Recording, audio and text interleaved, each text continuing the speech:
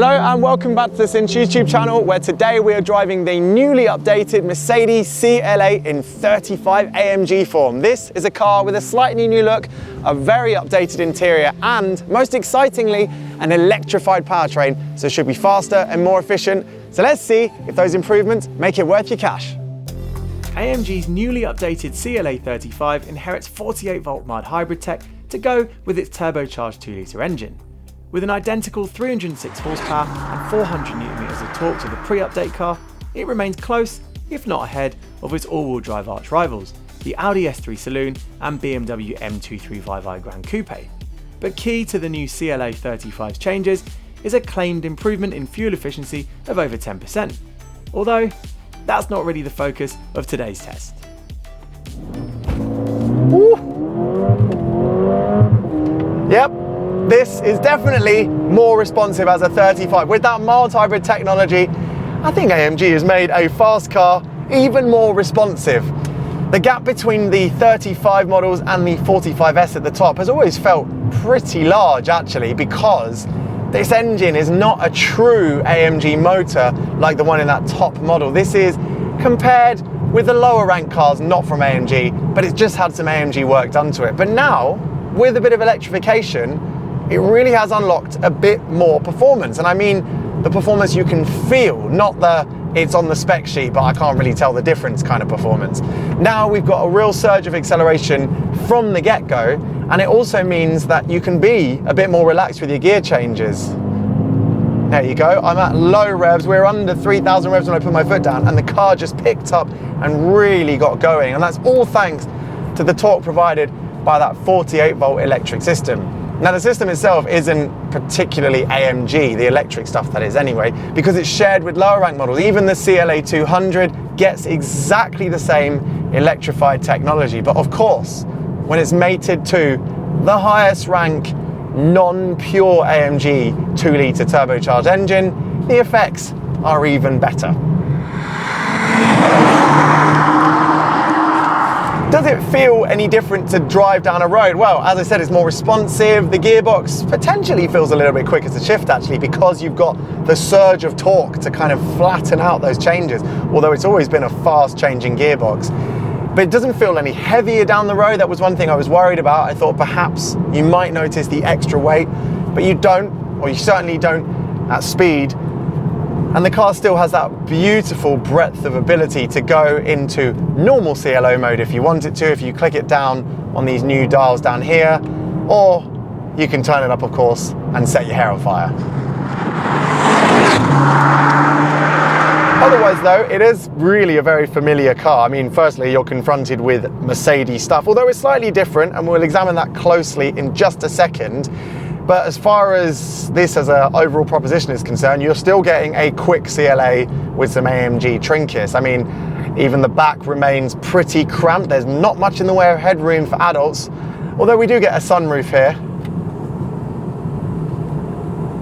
to open up a little bit more airiness, shall we say, in the cabin. Now, no less significant in this updated car is the change to the control on the steering wheel here. Now, we've got the same rotary controls down here as we had in the pre-update car and also on other AMG models, and they are really good.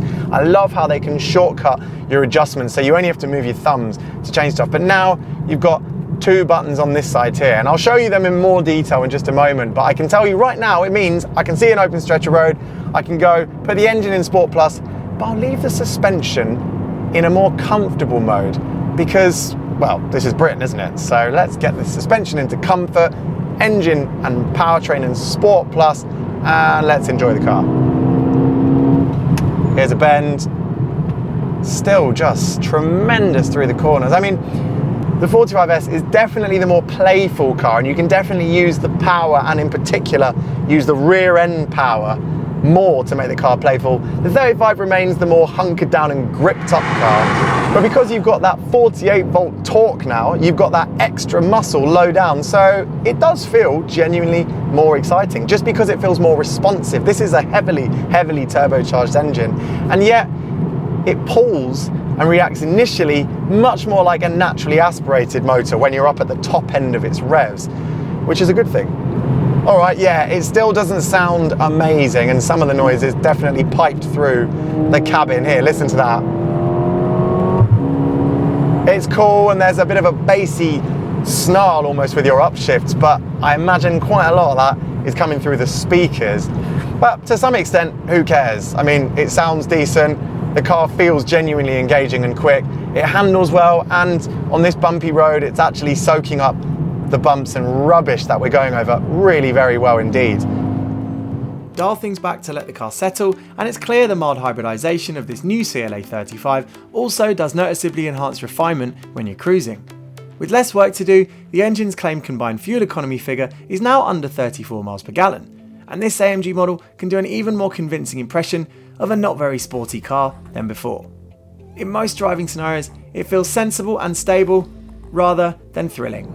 And that's also true when it comes to the sort of communication you get through the controls. I mean, the brakes are very strong, they're really very good, but there's not much in the way of pedal feel. Although I have to say the modulation is very good. They're not grabby at all, they're just strong, so that's good. And when it comes to the steering, it weights up a little bit, but not a lot in the sportier modes. But you're not really given too many messages through the helm, so you can read the car easily through the platform, and as I said, there's just tons of grip, so the information is you can go faster than you currently are, but we're on a road, so you know. So overall, there are definitely some improvements had with this mild hybrid setup being added, and I feel like the car is just a better all-rounder as a result, although there are other improvements as well, and they come in the form of the technology. So let's pull over and have a look at these new MBUX bits.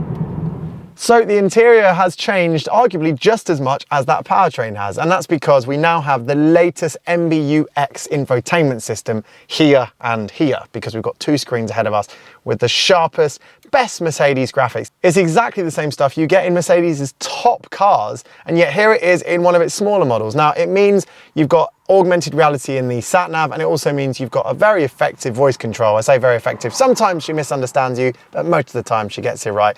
And you also gain in this AMG car extra features on these twisty digital knobs down here.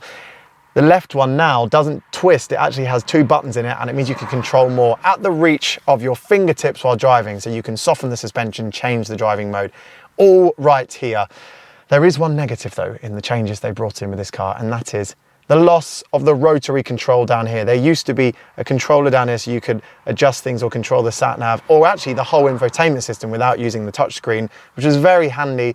That has now gone, and you now have this, I think, arguably quite useless areas of storage down here. It's barely bigger than my hand, but thankfully you do still keep the volume control knob down here. So the slidey one up here, which works, but I find quite annoying, you can ignore that and use this proper one down here. So with its performance boosting mild hybrid tech, spruced up cabin, and, of course, the survival of that physical volume control, you won't be surprised to hear I'm a fan of the revamped AMG CLA 35. While it's still not as thrilling as more driver-focused alternatives like the Hyundai i30N Fastback, against more comparable premium performance cars, this hot CLA still feels top of the pile. Pretty, classy, and more effortlessly quick, it remains a sports four-door you can buy with your head.